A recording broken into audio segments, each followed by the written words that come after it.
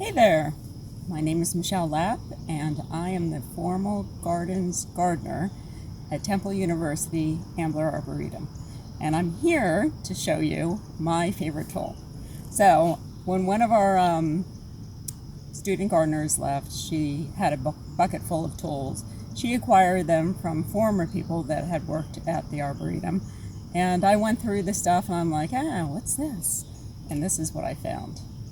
So at first I'm like, it's okay, it's kind of cool. It has a little hook and other things happening on it, but it's become my favorite tool. So what it does, it has this long handle on it, which makes it very convenient to reach under things, and especially bushes and things that are going to be kind of hitting you in the face and scratching you. It's got a cutting serrated edge along here, which makes it very sharp, and it's good for pulling things. Even if you're reaching for something over your head, you can actually pull it down and it will hang on to it, which is kind of nice. And it's got this extremely sharp edge along the top. So what I do is you can either push if you have very soft soil, or you can pull things. Unfortunately, I didn't know what the name of this was, but I loved it so much, I said, ask my husband for one for Christmas. They're actually a little pricey. They're $60 to $80 depending on where you're getting them from, but well worth it. This is what it is. So just to give you an idea, I can't tell you what that exactly says. It says a Tsukima Kama, which is the concrete joint sickle made in Japan.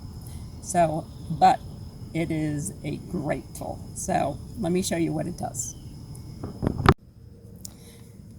So because of its nice little sickle edge on it that it has right here, you can go around to your Tradescanthus and you could just slice them off.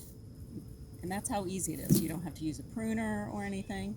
You've got a whole handful of things, just slice off the top. You can deadhead with it. It does a great job. Other things it does is when you're on the ground and you've got things in cracks like this. We're in the herb garden right now. We don't want these onions here. So I just literally slice across here and everything has been cut out of there, which is an excellent tool. The other thing it works for is when we're over here. Let's see if I can get this angle right. This is something I still have to learn a little bit better of. But for here, we don't want these plants growing here, so you literally can slice them off at the root. What I do is I turn it at a slight angle and I cut down. And you could just let them sit there, because right at this point you have cut them off. All right, so instead of reaching for your pruners, you take this. You can easily slice off pieces with this very sharp edge.